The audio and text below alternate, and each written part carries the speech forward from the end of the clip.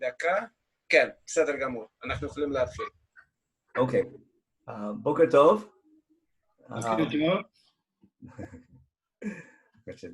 So today's topic, I guess, because it's sort of last minute this year, we'll do something for Parashat Balak. And there's, who can tell me, you can volunteer and talk, who can tell me the way that Bilaam is described, who else in Chumash is described in a similar manner? Like Bilaam, as far as his abilities. Lavan. Avraham. Yeah, Avram Avinu. Give me some examples. Left with two lads going to the thing is Hamor. Yeah. In the Midrash, Avram's travel to the Akedah is very similar to Bilaam and Donkey. The whole thing, Et asher tavrech tavorach v'asher ta'or, you are, the idea of bracha and klala, and baruch and aror, is very classic to Avram and to him. And where they both come from, they both come from Aram Naharaim. We learned in Sefer Devarim that Bilaam was from Aram Naharaim, and for sure in our parsha it says Torah from Abraham Nahar, our ship by the Euphrates. So there's a couple of things. In fact, Pirkei Avot makes a big deal about it and talks about there's Talmidim of Avram Avinu in contrast to Talmidim of Bilaam. Bilaam is called Bilaam Harasha. The problem is when you read Parshat Shavua, it doesn't make sense to call Bilaam a Rasha because he seems to be, I mean, if he's a Rasha, boy, I can imagine what it takes to be a tzaddik. He's probably one of, we use him, we quote him in davening. He does pretty good things. He's pretty dedicated to God. So what I want to do today, the main goal of today's share is to understand what's the biblical meaning of brachot and cholot. And there's a big question in methodology. When I read Parshat Bilam or Parshat Balak, what the rabbis call Sefer Bilam, is the story written to tell me what happened? Because I need to know what happened and how great God was, and we were almost destroyed by this magic curse in the desert, but God saved us at the last minute. It sounds almost like Moshe Rabbeinu saying in Sefer Dvarim later on, that remember when it says, remember not to intermarry with Ammon and Moab because they didn't treat you with bread and water when you came out of Egypt, and because they hired Bilam to curse you, but I saved you from that curse. So it could be that we need to know how great God is, and that's the goal of Chumash, to know how great God is and how much He protects us. And therefore I need to know all these great things that God did for us, and He prevented us from this magical curse of Bilam. Or is there something more profound and more basic to a deeper theme of Chumash, of not how great God is, but how we need to behave and what's our relationship with God? My overall claim is when you read Chumash, the overriding theme is that what does it teach us about our eternal relationship with God, both as human beings with God and and even more so as God's nation representing God. And I want to read the story from that point of view. What's my take-home message for all generations from the story? And pretty much the goal this year is to understand the Haftarah we're going to read from Sefer Micha. So let's get to work. First thing I want to do, that was my little stall. I guess whatever's online is online. Let me just check. Okay, got the chat. That's fine.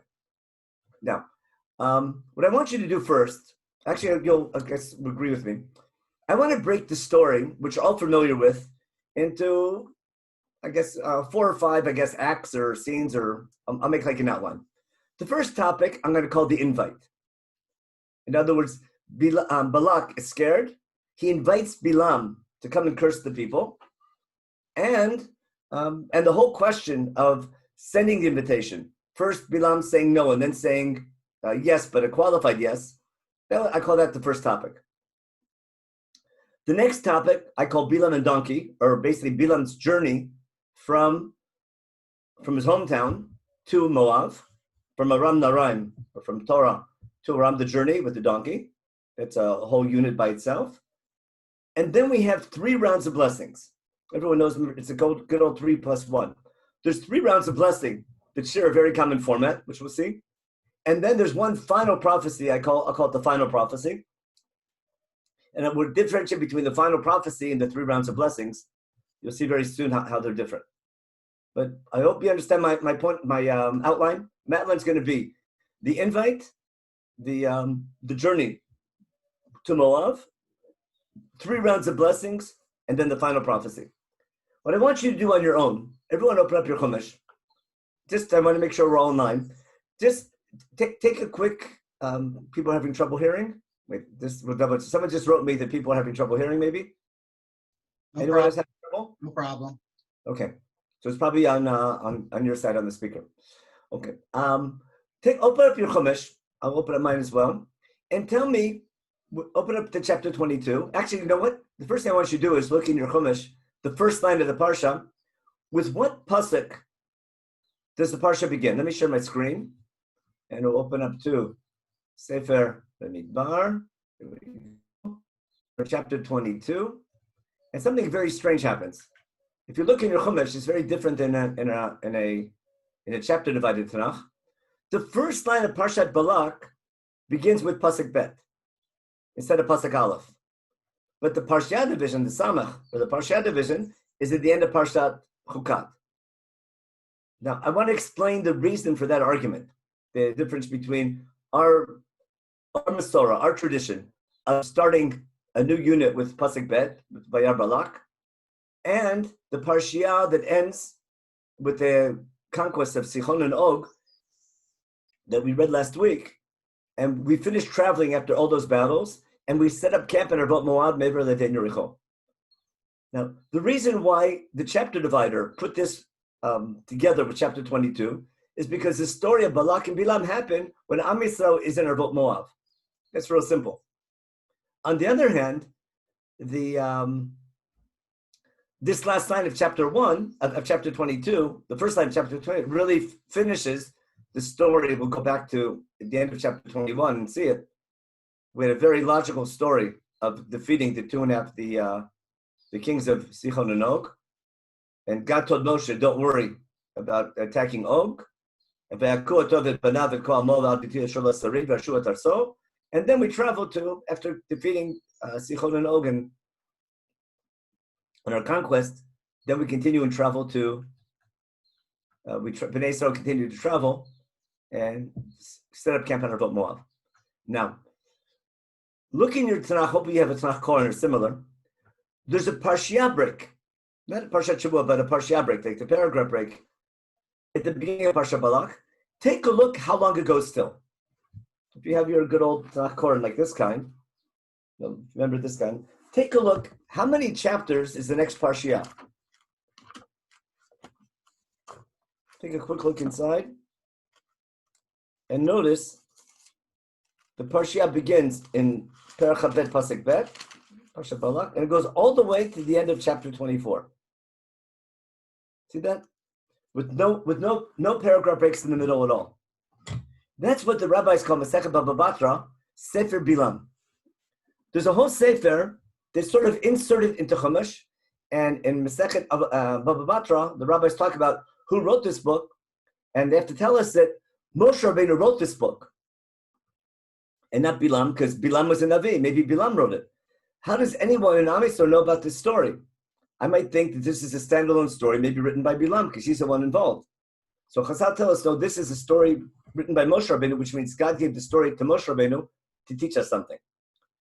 Now, if you can do something really interesting, I'll call it Shift Delete, if you remember your computers. Take that whole unit from chapter 22 to 24 and automatically just delete it from Chumash, and look how Chumash reads. If I take the last line of Parashat Chukat, which is we defeated Sichon and Og, and then in the last line of Parashat Chukat, which is 22:1, Bnei Israel travel. They set up camp at Arvot Moab, opposite Yericho. The first line of chapter 25 is the famous story of Am Yisrael sinning with Moab. If I didn't have this story in between about Balak and Bilam, I would think that as soon as we arrive in Arvot Moab and set up camp about to conquer Israel, about to cross the Jordan, as soon as we arrive there, we begin sinning with the daughters of Moab, that terrible incident.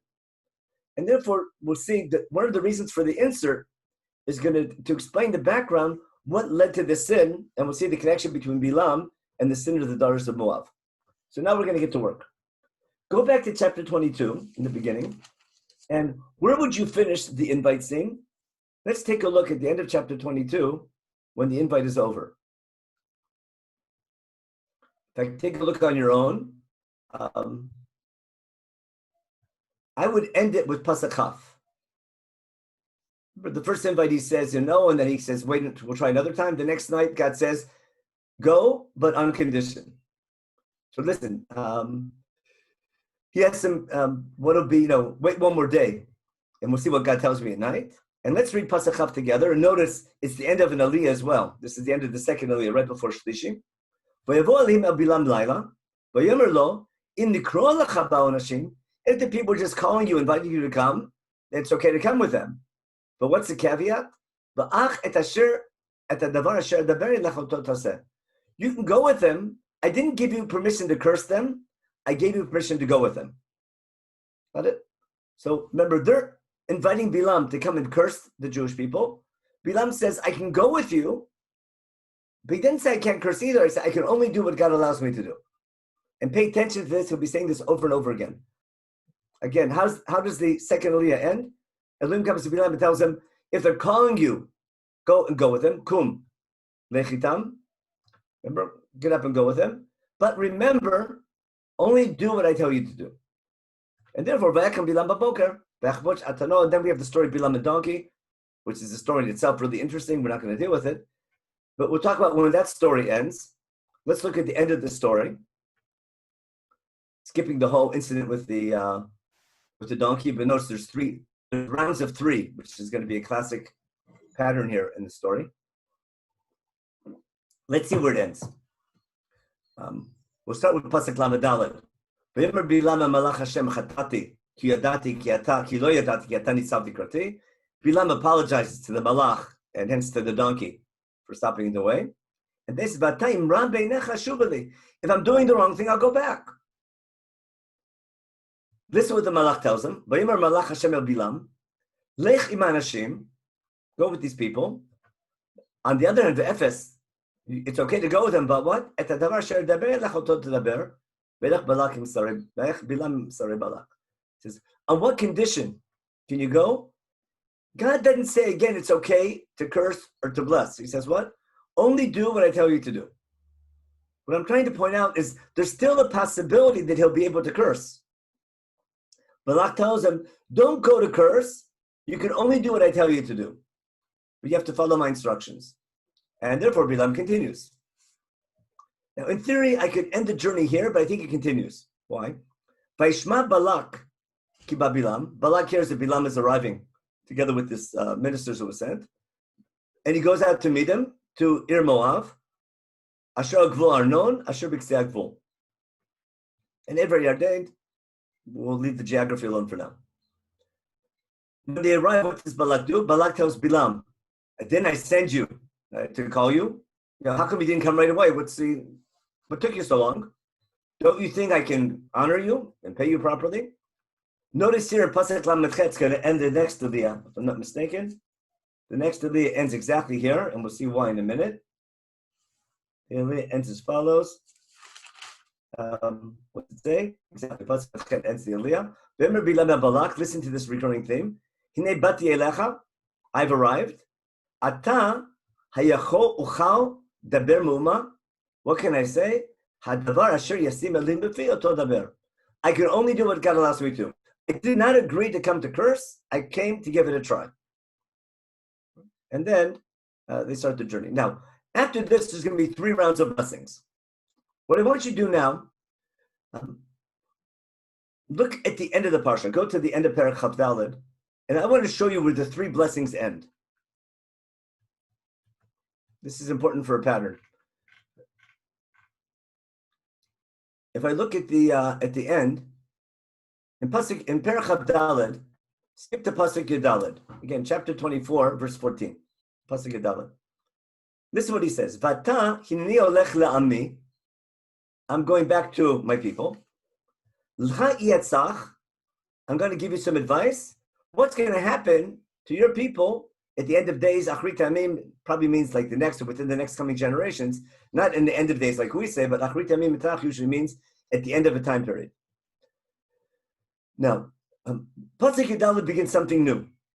Because what happens? By Samashol v'Yamar, and then we have this is actual, the only time that Bilam says things on his own, and God doesn't put words in his mouth. Notice Bilam lifts up his mashal and he says, Num Bilam ben Beor, Num Hagever Shtuma'ain, Num Imra'el. He introduced himself, I'm the one speaking, and then he gives his whole about what's going to be in the future, which is a bit cryptic. But my point is that Yud Dalet ends, Yud Dalet begins the final prophecy, and sure enough, that's exactly where the 6th Aliyah begins, or 7th Aliyah. If you look in your Chumash, Shvi'i begins exactly right here, with Pasuk Yud Dalet. What I want to show you, the chapter division, the Aliyah division, is we can learn a lot from it. Now we're going to be in the main part of this year. There's 3 rounds of blessings and that we're all familiar with. Those 3 times, Bilam tries to curse, instead he ends up blessing. God puts the words in his mouth. This Pasuk Yadalit in Parashat Balak, that begins the 4th round, which is not a round, it's a standalone. It doesn't fit the same pattern. What I do want to show you is how the 3 all follow the same pattern. What's the pattern? Let's begin with the last one. How does it end? Actually, we'll do this together. I want to suggest the following. Let's go back to the previous Aliyah and we'll see exactly how it began. I'll follow the Aliyah break. Look at the beginning of Shishi. And it's going to be in Parashat Gimel, Pasuk Chav Zayin. Okay? Let's go back to Parashat Gimel, Pasuk Chav Zayin. And I want you to follow the pattern. I'm purposely starting with the last blessing to understand where the first 2 begin. Okay. Starting from Pasuk Chav Zayin, we'll follow where the new Aliyah begins. This is what happens. I'm going to call this step 1. Vayomer Balak el Bilam, Lachan nai kachacha. Balak tells Bilam, I'm going to take you to another place, Amakom acher. Ulai yishtar b'nei Elohim b'kapato li misham. V'kach Bilam et Bilam al rosh hapor anishkaf al pnei Shimon. What I want to show you that every round of these 3 rounds begins with Balak taking Bilam to a different place, but always to a high place. With Balak says, let's go to a different place, and sort of joking, let's get higher. Let's go to a high spot. Why? Maybe this would be straight or good in the eyes of God, and he'll allow you to curse him from there. And therefore he goes, Bilam takes him to Rosh HaPor, which is looking over the desert. Now, why is this so important?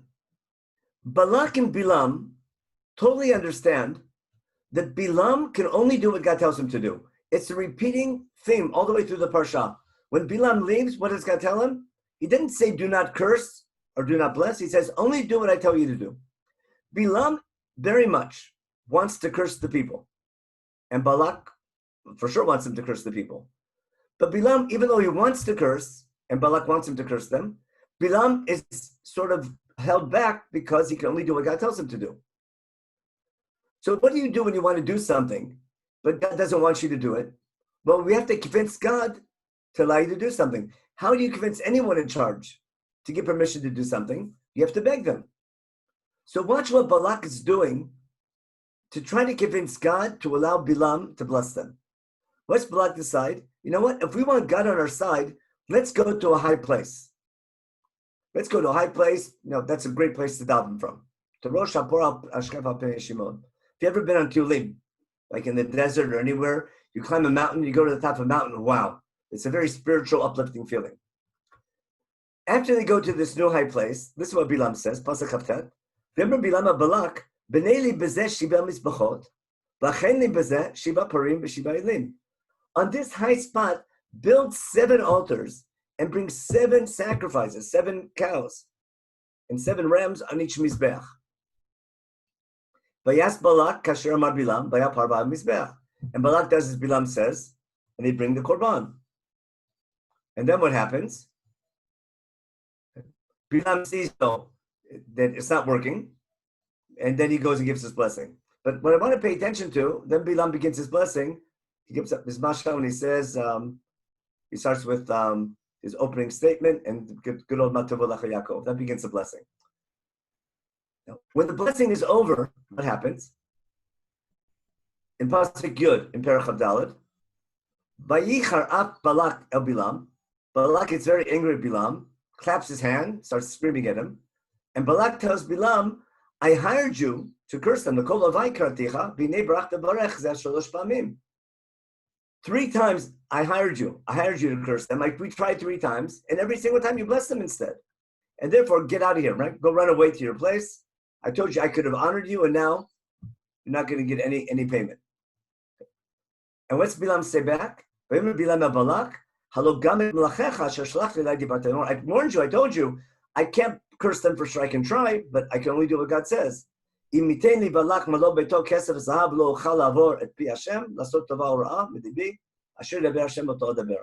what God allows me. Now I want to review the pattern because it's really important. How's the pattern go? The pattern goes as follows. And I want to show it in the previous ones as well. Before each round, Balak invites Bilam, let's go to a high place. A new place, but to a high place. And maybe we can try to curse from there. All with the understanding that it's up to God to allow Bilam to curse. Maybe God will allow them, maybe God won't allow them. But Bilam can only do what God tells him. I need to convince God to allow Bilam to curse. Balak has a great idea. Let's go to a high place with a great view, close up to God. How does Bilam answer him when he gets to that place? You know what? Great spot. Let's build altars and bring sacrifices to God. Maybe by sacrificing to God, that'll convince God. Maybe if we bring him like a really good sacrifice, a cow and a lamb and a ram, maybe that will convince him to answer our prayers and allow us to curse them. And they tried, but every single time they try, instead of a curse, it ends up with a blessing. And when it's over, Balak gets really angry at Bilam, yells at him, what's going on? And Bilam always answers the same answer, I told you so, only I can say what God allows me. So you follow the pattern? Let's go back now and see if it fits to the second round. And again, if you follow the Aliyah setting, go back, we're in chapter 23 now. Go back to chapter 23. We just did round 3. Let's look at round 2. Just follow the Aliyah division. Follows perfectly what we're talking about. So look in Chamishi, where Chamishi begins, in chapter 23. In Parashat Gimel, Pasuk Yud Gimel. This is where the Aliyah begins. Let's see if it follows the pattern. Vayomer Ela Balak, Lech na'iti ala makom acher. Balak tells Bilam, let's go to another place, where you can see in the front, but only the edge of them, not all part of them, and try from there. Vaikechel states Tofim El Rosh HaPisgah. Again, they go to a high place, Rosh HaPisgah, on a field where you have a great view. And they build their 7 Mizbachot and 7 altars. What does Balak tell Bilam? Bilam tells Balak, Hityatzeb kol alotecha, stand on your sacrifice. In other words, daven, v'nochi ekreko, and I'll give it a try. And God, Vayikar Elim Bilam, and he puts words in his mouth and says, tell him the following, and then and he gives up his mashal, and instead of a curse, he gives a blessing. And then what's he say? The famous one, Lo yibik daven b'Yakov, the famous line we say in davening. When it's over, Vayomer Balak Bilam, right? Don't curse them, but don't bless them. What's going on? And what's Bilam say? Bilam says, I told Balak, I can only do what God says. You follow the pattern? You'll see why I'm making such a big deal about it in a minute. Every pattern, let's go to a high place. Let's curse, let's bring korbanot. At the follow, he gives a blessing instead of a curse. Balak gets angry, and Bilam tells, I told you so. Now, we did all this to find round 1. Let's work backwards. How does round 1 end? Round 1 ends with round 2 began again in Pasuk Yud Gimel, chapter 23. Just to show you that's the same. How did round 1 end? Balak tells Bilam, what'd you do to me? I want you to curse, and now you bless them. And Bilam answers, notice every aliyah ends with the exact same line. I could only say what God allowed me to say. And that's why, at first glance, Bilam looks such a tzaddik. He can only do what God tells him to do. What I want you to do now, go to the end of chapter 22 and find me where round 1 begins. Remember the pattern? Round 1, let's go to a high place, bring korbanot, maybe that will get God on our side. So I want everyone to take a look now. Let's look at the end of chapter 21, at the end of chapter 22. After he arrives, remember the Aliyah ended in Pasuk Lamed Chet, I think. Remember the Aliyah ended here in Lamed Chet. That's when they arrive, and remember what Bilam said, Balak, I can only do what God told me to do. Look at Lamed Tet.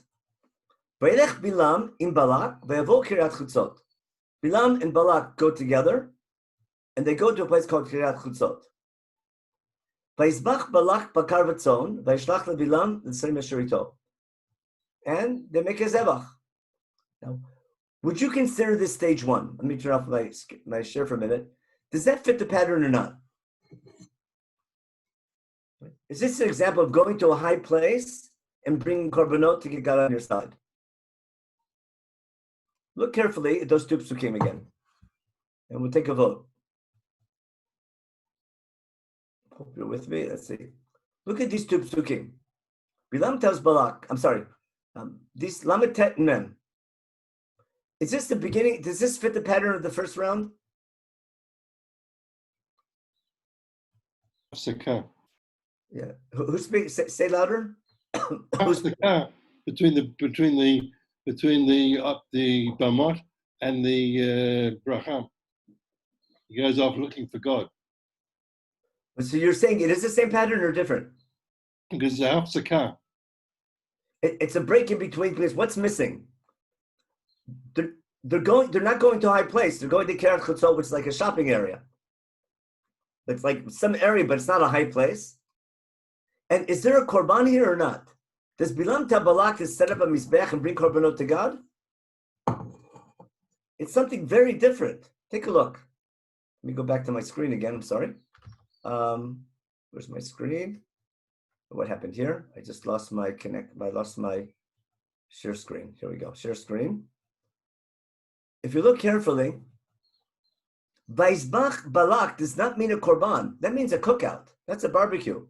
Balak makes a barbecue. It's not a zebach l'Hashem. It's a zebach like a regular barbecue. He makes a barbecue of bakar and tzon, which is cows and sheep. Right? And he sends them to Bilam and to the sarim that are with him. In other words, I call this a business lunch. Someone arrived and he sends them food. It's like Balak is basically taking Bilam to lunch. Keep that in mind. We're going to return to these two psukim. We have to return to them in a minute. Now look at Pasuk Mem Aleph. Vayiba boker, vayikach Balak et Bilam, vayleu bamod ba, vayam misham tse'am. Now this Pasuk Mem Aleph starts the pattern. Notice how the chapter division is just a disaster through the whole parsha. The chapter division is way off. I'm starting a new round in Pasuk Mem Aleph. What happens? Balak takes Bilam to a high place, looking at the people. And then what happens at the beginning of chapter 23? Bilam tells Balak, build for me 7 mizbachot and get ready. 7 parim and 7 elim. And Balak does as Bilam said. And Balak and Bilam,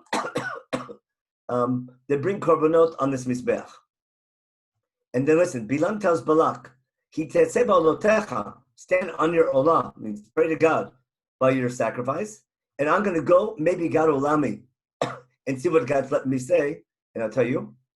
And he goes, and goes to try to curse. Now, what I'm getting at is that round one begins exactly here, where Balak, in the last line of Perek Chabet, where he takes him to a high place, and then they build 7 mizbachot and bring parva al mizbech. What's the logic behind all this? Let me explain what I'm trying to get at. The logic is, God never tells Bilam, do not curse the people. He didn't say you must bless the people. He says, only do what I let you do. You can only say what I allow you. Bilam is trying to get God to allow him to curse. And what's the logic? How do you get God on your side? Well, now we get to the most important topic. In general, this is a topic about religion and the classic understanding of religion. If you want someone on your side, if you want God on your side, you pray to God, don't you? But where's the best place to pray? High places, lofty high places, high mountains. That's a great place to daven. And How do you get God on your side? You bring sacrifices. You build an altar for God, and you bring a sacrifice to God, and you feed him, and you stand by your sacrifice and pour your heart out. They'll let you do what you want. It's a classic understanding of prayer, where I go to a magnificent place, a place with a great view and a great sight, and I bring sacrifices to God. It's a classic mikdash, like building on a high hill, magnificent building, and bring sacrifices to God. That'll get God on your side.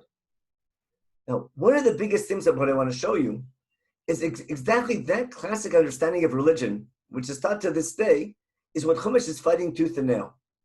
It's not prayer, it's not sacrifice and high places that's going to bring God on your side. God is going to judge people based on their behavior. Even though most people think that the way to get a God or a powerful God on your side is to butter them up, is to feed them. Why is that so important? Let's say you have a friend. Or let's say, I'll give you a real example. Let's say you're a lawyer and there's a potential client and you want that client to sign a contract with you. You want to get your business from that client. You want that client to sign a deal.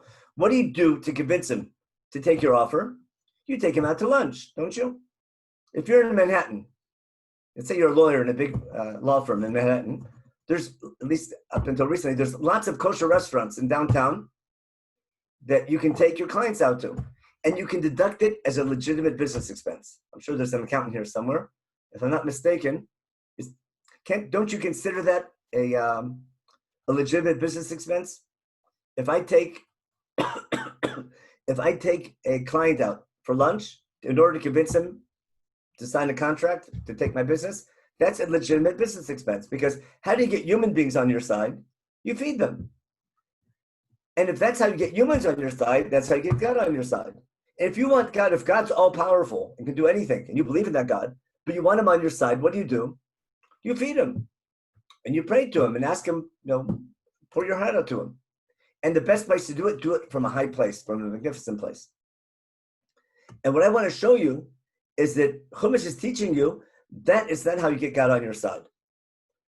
And one of the biggest themes from the time that Chumash began, I think that's the first 11 chapters of Chumash, God makes man, charges him with putting him in charge of civilization.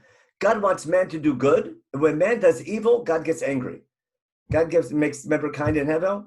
Cain sins. First, there are different types of sins. First, man sins in Gan Eden, gets his punishment. Cain sins, killing his brother, he gets his punishment. The whole generation of the flood sins for bad behavior, God brings punishment. People build a Tower of Babel for the wrong reason, they get their punishment. One of the biggest things in Chumash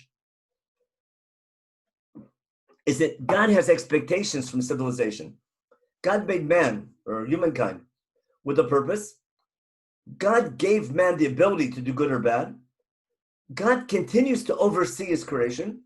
God wants civilization to go in a good direction, but warns them, go in a bad direction and I'll punish you. Go in a good direction, I'll help you. Punishment doesn't come immediately, nor does reward come immediately, but that's a general pattern. And when things go bad, the question is, why are things going bad? And God wants man to learn from their mistakes and do better.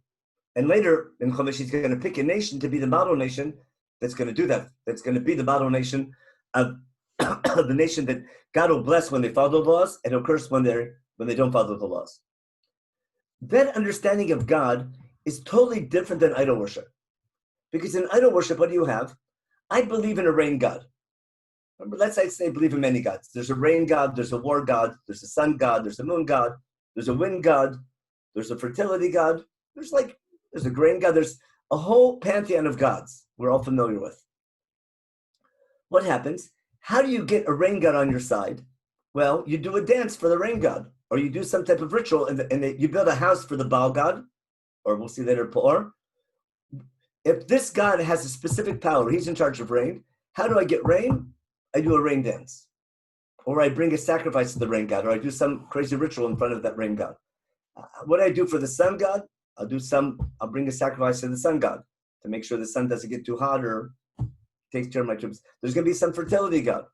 Every god has power, and to get that god on your side when you need him, you do some type of service, you feed them in some way or other.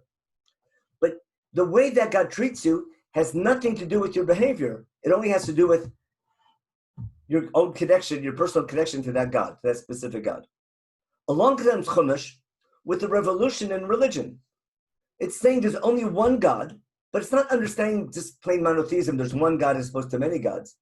Not only is there one God, but this one God is in charge of all those powers and judges you based on your behavior, not based on your prayer or your sacrifice. That's a revolution in religion that's hard to get over. It is so basic to Chumash. Now, I want to prove my point, and then first I'll prove it from Chumash, then I'll prove it from Chumash. I'll prove it then from the Navi Micha. What I want to claim is I need the story of Balak and Bilam to understand a much deeper understanding of what the Jewish religion is about. It's almost counterintuitive to what most people think. It's not magical, it's logical. And people think that religion is about curses and blessings. And we have to come in and sort of disprove that. Now, what I want to show you, I want to bring a source, the key source about blessing and curses in Chumash. It's explicit as could be. It's so straightforward. It's towards the end of Chumash. I'm sorry, that's the wrong one. Let me stop that share. Open up in Sefer Dvarim. Go to Perek Chavtet in Parashat Nitzavim in your Chumash. Go to chapter 29. Put it right here in Deuteronomy, chapter 29.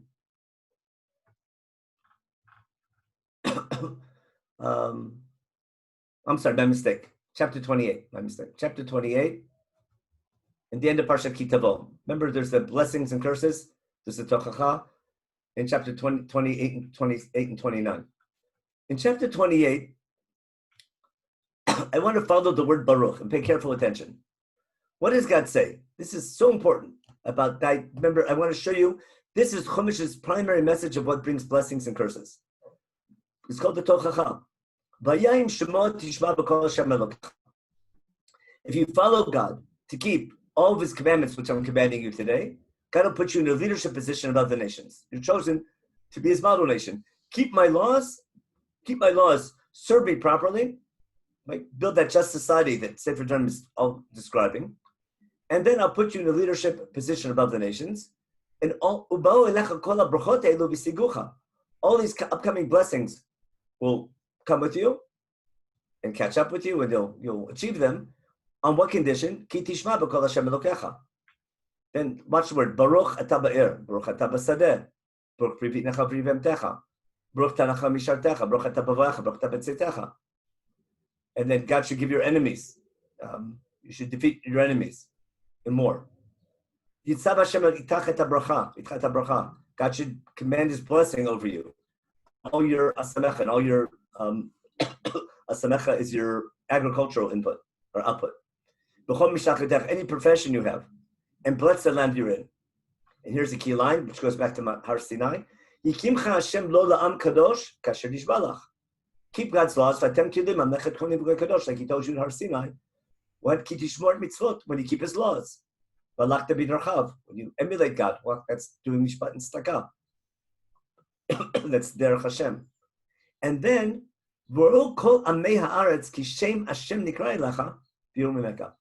all the other nations, because you're a nation in the central location in the Middle East, all these nations will see a prosperous nation, a nation that is growing economically.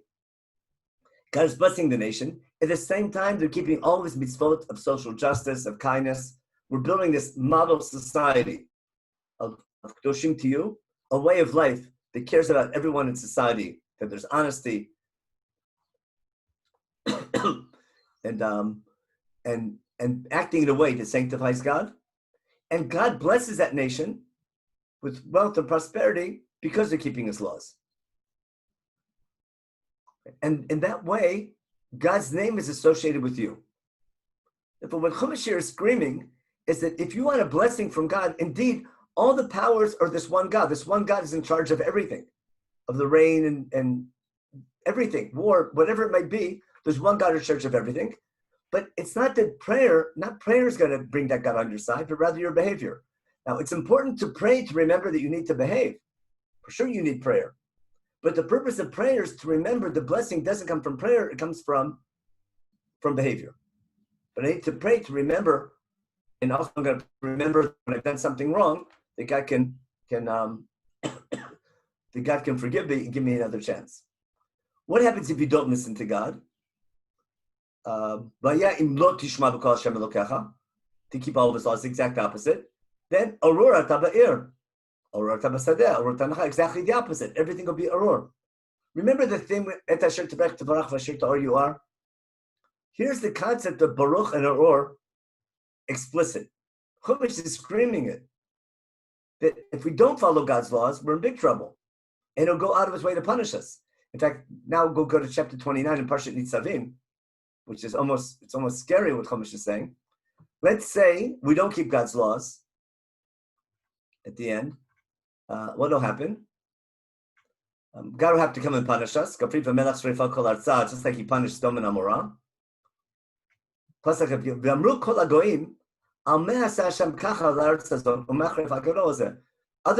Yisrael was being punished out of proportion compared to other nations will say, what's happening? Why is God's nation being punished so harshly?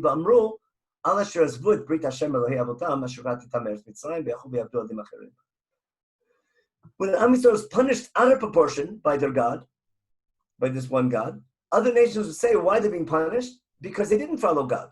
Not because this God doesn't exist or this God isn't powerful. In a roundabout way, in a very difficult way, we can sanctify God by being punished for our bad behavior, just like we can sanctify God by being rewarded for our good behavior. But no matter what, we're going to be representing God in the eyes of the nations. And that's going to be, my point, one of the biggest themes of Chumash. In fact, if we go back to the end of chapter 11, it's right before the whole section began, what did God say? The beginning of Parashat Re'eh, the beginning of Parashat Re'eh, I'm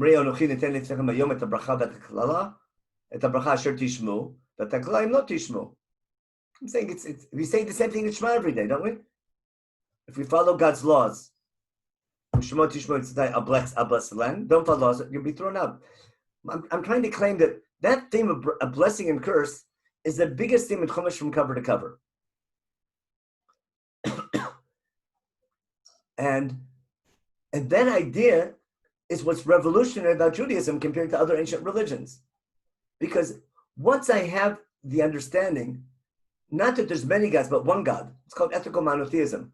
But this one God who has all the powers continues to oversee civilization and watches over God. God watches over his creation and blesses them and curses them based on their deeds. That hopefully will cause civilization to be good. Once that understanding is internalized, when it's understood, that's a transformative understanding that will lead people to better behavior.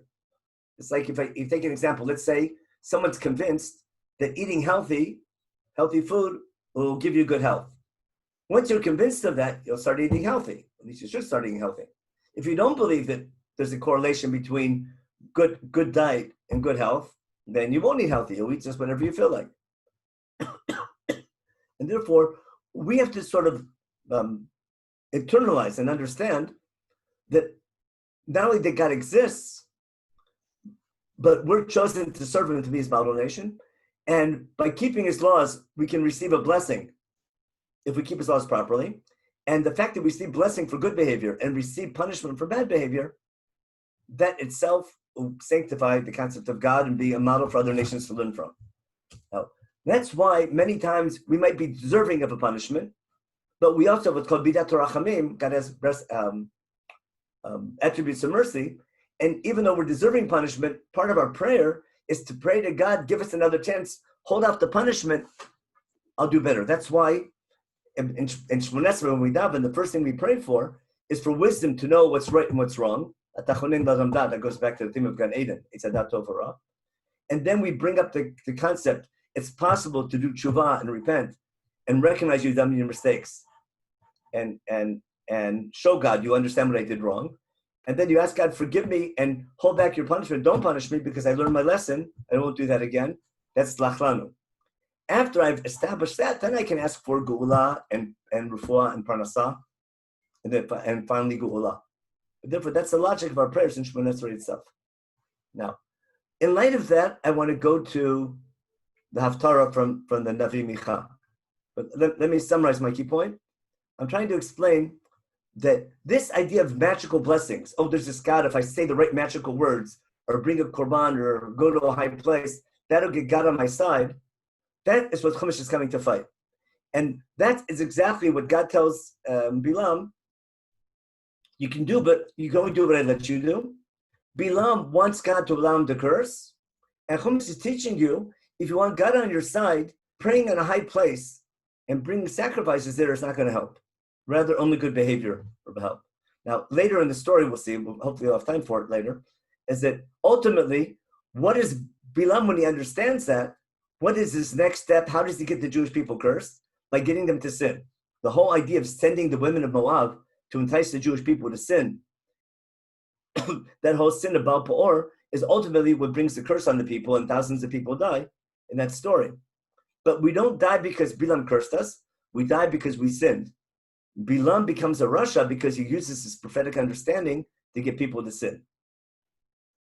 Now, Chazal picked the prophet Micha for the Haftarah for Parashat Bilam. It's from chapter 6 in Micha, but I'm going to go back and open up my, you can open up the Haftarah, but I'll share with you the Navi Micha from, let me open up another Tanakh here. Navi Micha is part of Trei Asar. As a rule of thumb, to remember, Micha should be over here. Micha is the same time period as Isaiah, as Yeshayahu, Amos, Yeshayahu, Amos, and Micha, Hosea, Amos, and Micha, and Yeshayahu are all the same time period. The time period of Yotam, Achaz, Uziel, Yotam, Achaz, and Chizkiel, the kings of Judah, and Yeroboam, the king of Israel. Basically, they begin in a time period of great prosperity. Things are going great. And then during the life of these prophets, the Assyrians, Ashur, becomes a big superpower. God warns them when things are good, when in the middle of their prosperity. That's the first several chapters of Isaiah. God says, I bless you with prosperity. Use it properly. God becomes extremely angry because they take those blessings of prosperity and misuse them. Instead of building a just society, they build a corrupt society, and one that doesn't care for the needy and full of corruption and lying and cheating. God gets really angry and says, because of that, I'm going to punish you. And my punishment will be allowing the Assyrians to conquer your country. And the people don't get the message, they don't fix their behavior, and Ashur comes and takes over. In the midst of Ashur attacking first the northern tribes and then Yehudah, the people, because they're scared of the Assyrians and losing in battle, they turn to God in prayer. And if you remember, most of the prayer was done on the Bamot. Even in Yehudah, remember Raka Bamot Lasaru? Until Chizkiel's time, people were still serving God on the Bamot. In the northern kingdom, it was always Bamot. And they're bringing sacrifices, but God doesn't answer their prayers. So Amos begins with talking about what's going to happen. That God's coming, God's going to come now and walk over the land. Or in a nutshell, let me show you something from Yeshayahu. If you have your Tanakh open, Yeshayahu was the same time period, and he's pretty much Micha's Rebbe. But if you look in Yeshayahu Perek Yud, just one line to make sure my point's clear. If you look in Perek Yud in Yeshayahu, Pasuk 5, I think, yeah, in Pasuk Hey, I'll just read quickly. Hoy Ashur shevet api umateh biadam zami. Woe Ashur, he's the whip of my anger. God is using his Ashur as his whip. God's allowing Ashur to be powerful and punish Israel because of their bad behavior. I'm going to send him on the nation that's gone against me. The nation that caused me to become angry. I'm going to command them to go and to conquer them and to take all their booty and to just destroy them, walk all over them. But he, Ashur himself, he's not doing it because he's a tzaddik. Right?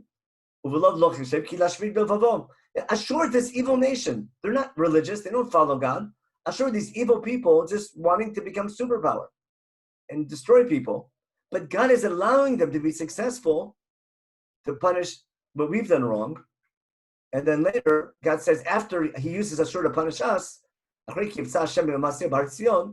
then I'm going to go and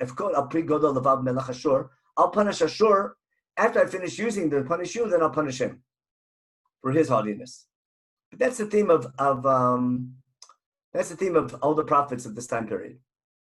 Now, I'll just give you a quick example from chapter 3 in Micha. He yells at the people in chapter 3. Leadership. You should know what justice is. Instead, Sonei Tov, you hate doing good, and you love doing evil. See the idea of Tov Hara. You're stealing from the poor. You're not giving people proper clothing. You're using your power to take advantage of less fortunate. Okay? And then you're going to cry out to God, and God won't answer you. That's prayer. You're going to pray to God to help you. You're not worthy of his prayer. Because you are evil in your behavior, God's going to hide his face and not answer your prayer. And the leadership was misleading the people. Okay. Now, this is his great line. Everything straight they make crooked. To build Israel up with blood, Yerushalayim with iniquity. Yud Aleph is the most beautiful psukim. It's sad. Rasha b'shochad yishpotu. Imagine that's the thing. The leadership are judging people, everything based on bribes. Kohanel b'mechir yaru. The religious leaders, the Kohanim, working in the temple, they do everything for money and give a psak based on who gives them more money. Nevi'ah, their other religious leaders, are doing everything for money, also b'kesef yiksomu. Their whole religious and political leadership is corrupt. Despite all that, but they put all their faith in God. We're God's people. We're the Amma Nifcha. We're God's chosen people. We're special. We have this close relationship with God, and therefore nothing bad can happen to us because we're God's people. This overconfidence because God chose us to serve him, no matter how bad we are, as long as we're praying to God, it's fine. And he says, because of that attitude, God has to destroy the Beit HaMikdash. Yerushalayim is going to be Bahar Bayit L'Bamot Yar. If you're coming and praying to God in your temple and bring me korbanot and claiming to be God's people, but your behavior is corrupt, God can't allow that to continue. It's because we're religious in the ritual sense, but unjust in our society, God can't allow that to continue. He has to bring punishment because it can't be that the people representing God and claiming to be God's people act in a way which is unjust. Now, in the meantime, the people are angry with God because Ashur is becoming more and more successful, and God doesn't answer their prayers. This is in chapter 6, this is Haftarah that we're reading. It says as follows, in chapter 6 in Micha. Shimuna et asher Hashem omer. Listen up what God is saying. Kum rivet tarim b'tishmanu kavod kolecha. God is throwing out his anger and his frustration with the mountains and the high places. It says, Tishmana gvaot, the high places, hear my voice, hear your voice. Listen. Shimuna harim et riv Hashem. All you mountains, all you high places, listen up to the quarrel that God has. What quarrel is it? Ki riv l'Hashem imamo v'misoi tvakach. God has a quarrel with his nation and with his people. He's arguing with Am Yisrael. There's Am Yisrael and God are what's called beregas. They're fighting with each other. Because Am Yisrael is angry. God, how come you're not answering our prayers? What are we doing wrong? We pray to you, you don't answer us. How come you're letting Ashur win? And God's trying to tell them, I'm using Ashur to punish you for your bad behavior, and they don't get it. But we prayed to you. Why don't you answer us? What do you want from me, God says? I took you out of Egypt. I took you out of slavery. I redeemed you to work for me. I gave you great leadership like Moshe, Aaron, and Miriam. Now listen carefully. The whole shir was to understand this line. Ami, my nation. And this is why it's Haftarah for Parashat Balak. Zechor na ma ya'atz Balak melech Moav u'ma anaito Bilaam ben Beor min ha-shittim ad Gilgal lemandot tzidkot Hashem. From the Shittim to Gilgal, those are the different areas where Am Yisrael is encamped in Ever Yarden. What happened? Remember the ways that God is always right. Remember the man that in order that you know that God's right and you're wrong. Remember what happened with Balak and Bilam. What happened? What does this mean? Remember what Balak advised and what Bilam answered him. The classic understanding is Balak said, come curse them. And Bilam says, no, I can only see what God said. But I don't think that's what Ya'atz means. Yatz means give advice. What did Balak, I want to go back to what we did in the shir. My whole point was, Bilam is given permission to do whatever God says. God didn't say don't curse. He didn't say don't bless. He says only do what I say. And therefore, they're going to try to curse, but before every attempt to curse, they try to get God on their side. And therefore, remember, what did Balak suggest to get God on your side, to allow him to curse? He suggested, let's go to a high place. And what did Bilam answer every time? Build 7 altars, bring a sacrifice on the altars, stand by your korban. Maybe God will allow me to do it now. Maybe if I pray to God and bring sacrifices in high places, that'll convince God to help me. And then he says rhetorically, how do I present myself in front of God?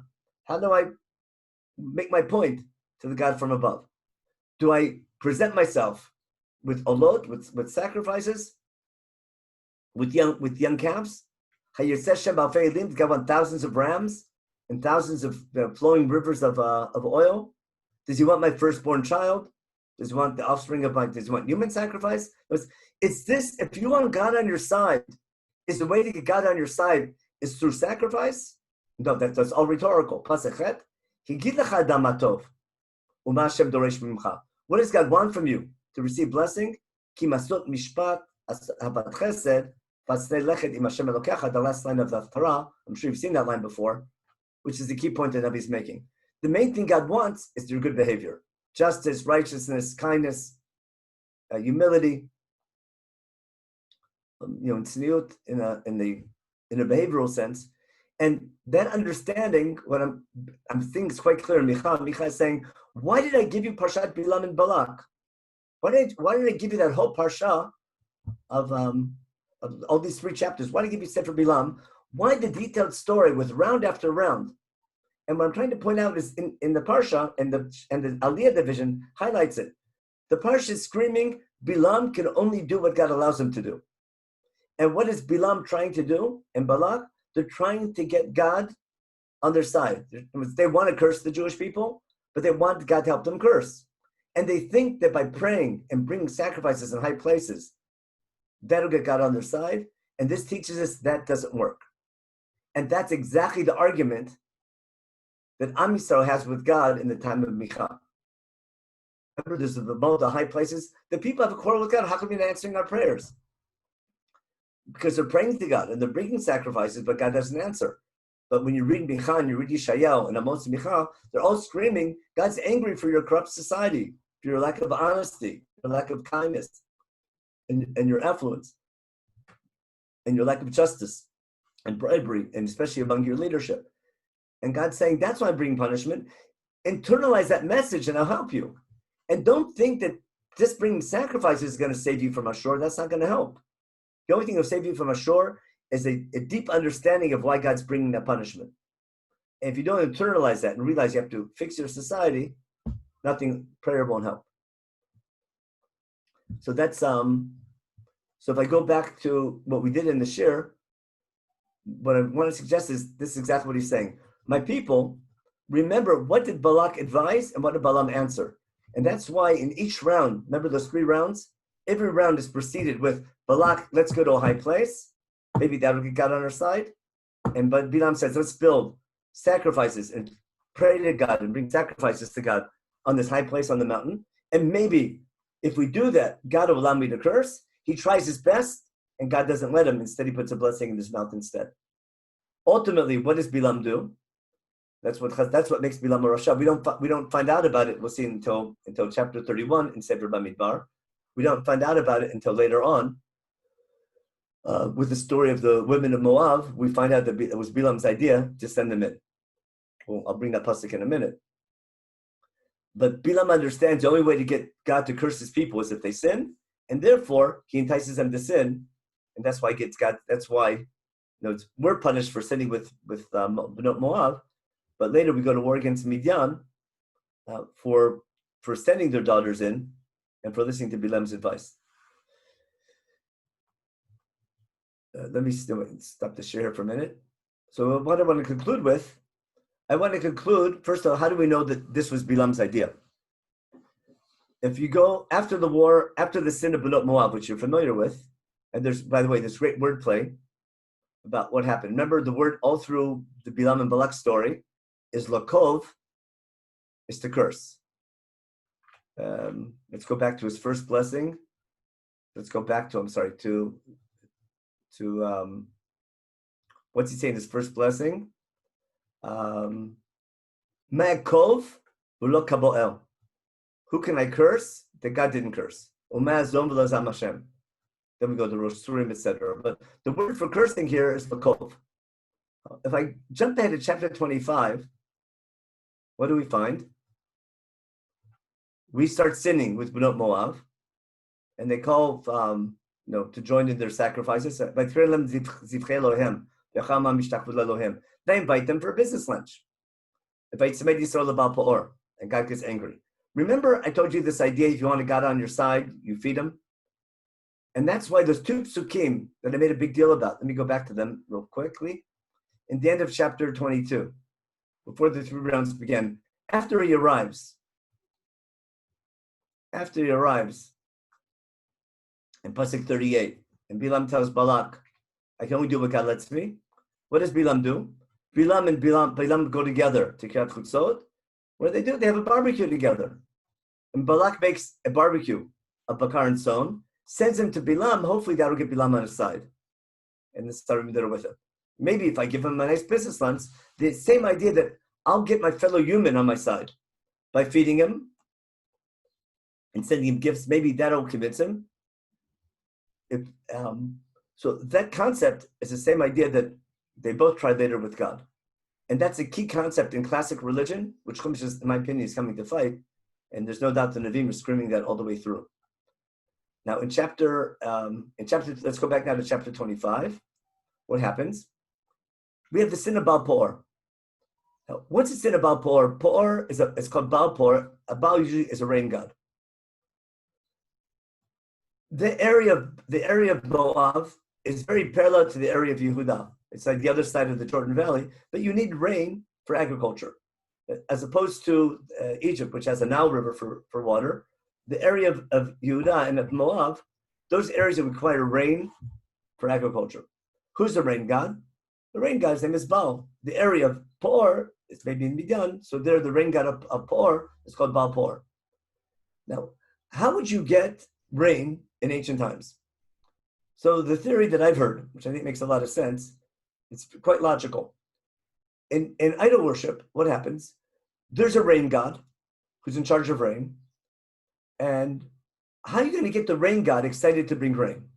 Well, because they treat gods like human beings, they build a temple for Peor. And what do they do in that temple? They have what's called a Kedeshah. They have a female priest, or basically a harlot. And if you have an orgy in the temple, if people come, if this god watches men and women cohabitating together in his temple, it's like divine pornography. If God sees people doing this in their temple, that'll get the God excited and get him to bring rain. Do you follow what Baal Peor is? Baal Peor is an orgy going on inside of a temple. And that, hopefully, by doing that in the temple, together with sacrifice, will bring the rain god, get the rain god excited, and he'll bring rain and fertilize the ground.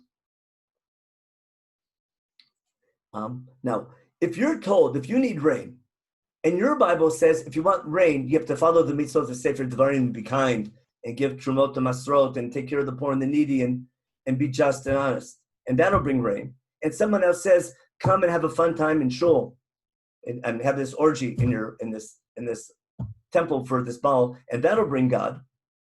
You'll see what happens, how popular that becomes. And therefore, all of Am Yisrael, right? Therefore, they invite them to come and join in their ritual. This is the culture of the nation, this hippie culture, and everyone falls for it. And therefore, by Tzabed Yisrael about Peor. Now, God gets really angry. We're about to enter Israel, and that's how we start acting right away. The same thing will happen once we cross the Jordan. It's the same culture on the other side.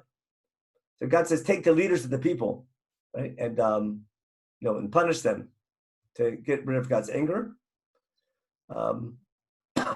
Therefore, they're commanded to fight Balpor. And then, the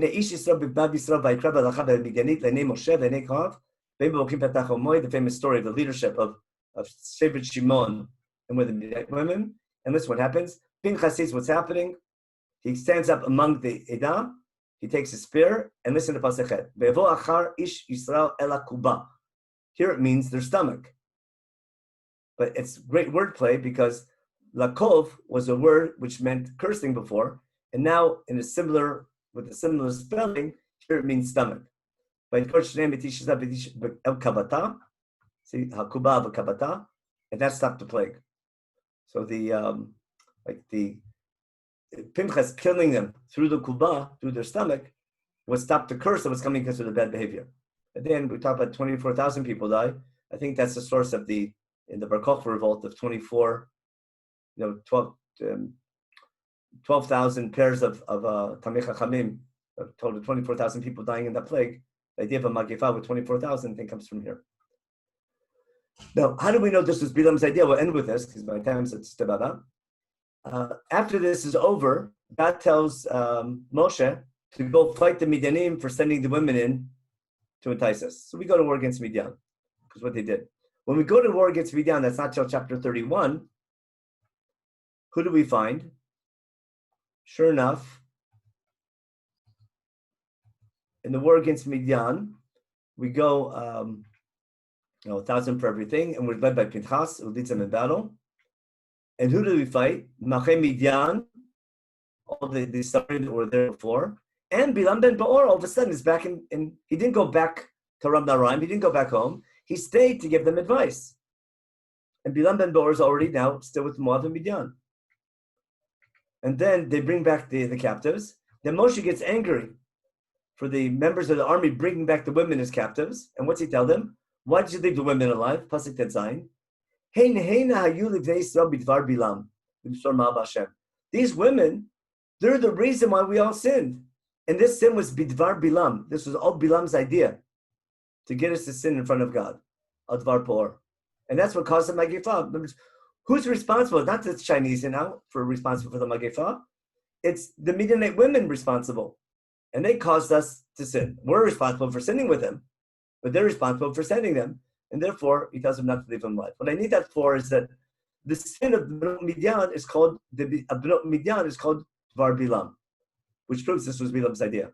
So if I go back to Pirkei Avot and ask myself, why did Chazal say that Bilam is the classic example of a Rasha compared to Avram Avinu? Avram uses his prophetic understanding of blessings and curses to get people to do good. He's a model of good behavior, and he'll inspire his surroundings. He calls out in God's name and begins to teach this theme of ethical monotheism. He brings that into mankind. He takes that understanding of God, which should lead, when understood, it becomes transformative and leads to good behavior. Bilam takes that same understanding and uses it as a tool to bring people down, causing them to sin so that God will punish them for their sins. And I think that's why in Pirkei Avot, Avram is compared to Bilam. But again, I can have a prophetic understanding of God and the ways of God. Do I use that understanding to improve society and bring people closer to God? Or do I take advantage of that understanding to bring people down? That's going to be the difference between Balak and Bilam, between Bilam and Avram Avinu, which I think Pirkei Avot is talking about. But my main point for this year was that when you read this the first time around, you get the impression that it's all about magic. That Bilam is this magician kind of guy. It's Kosem, that if he says magic words, it'll bring curses and can bring blessing. And people are always looking for shortcuts like that. Oh, they believe in God, but how do you get God on your side? I'll do something magical, something mystical. And Chumash is screaming all through Chumash. When you read it carefully, it's the exact opposite message. That there is this one God, and the danger of idol worship is not so much a misunderstanding of the existence of God. It's a misunderstanding of the cause and effect of what God expects from man and the cause and effect of God's hashgacha. But once you understand and internalize that God watches over us and judges us based on our behavior, that understanding leads to good behavior. It leads to a just society and leads to what they call the taken olam b'malchut shaddai. And that's why ethical monotheism is so central to Judaism. It's not just knowing who's the right God. It's not something intellectual or philosophical. It's something very behavioral. And because it's so common, even to this day, that if you want God on your side, it's all about ritual and saying magic words and magic things and magic actions. Now, ritual is really important when I use it to remember what's the core of my connection to God. When ritual is something you do, you need to do actions to remember how you have to behave. That ritual, that's what we call it, that's our davening. But it's not saying magic words that will get God on your side. It's saying important words, meaningful words, and taking meaningful actions. Like you look at your tzitzit and remember all the mitzvot you have to keep. That's mitzvah tzitzit. So it's not wearing, it's the same thing, the mezuzah. It's not having a special magic cloth in your mezuzah. Remember what's written on the mezuzah, what the things are behind the mezuzah, what laws it's representing. And having a mezuzah on my door is going to remind me how I need to behave, and that behavior will bring the blessing on my house. It's not the mezuzah itself doing it, but rather remembering to keep the laws that mezuzah represents. So those ideas, I know it's very borderline religion, but it's so easy in religion to look for shortcuts and thinking that it's all about blessings and curses, everything's magical. And if I want God on my side, I got to get the best makubal or the best, like I get the best, ritual acts to do to get my side, as opposed to the deeper understanding, this is my behavior. That doesn't mean that mitzvot are not important. They're super important, but they have to be understood in their deeper context. So that's our I'll take questions now for the last 2-3 minutes. But if you have any questions, feel free to ask. But that's the main part of this year. Okay, I think you guys have a break now till 10:30. Right, the next year's I think at 10:30. So it gives you a 15-20 minute break in between. Thank you. Okay, thank you. Have a good week and have stay healthy, everybody. Thank you very much. אוקיי, סיימנו, נכון? שיעור הזה סיימנו. אפשר לסגור את כן, סגרת את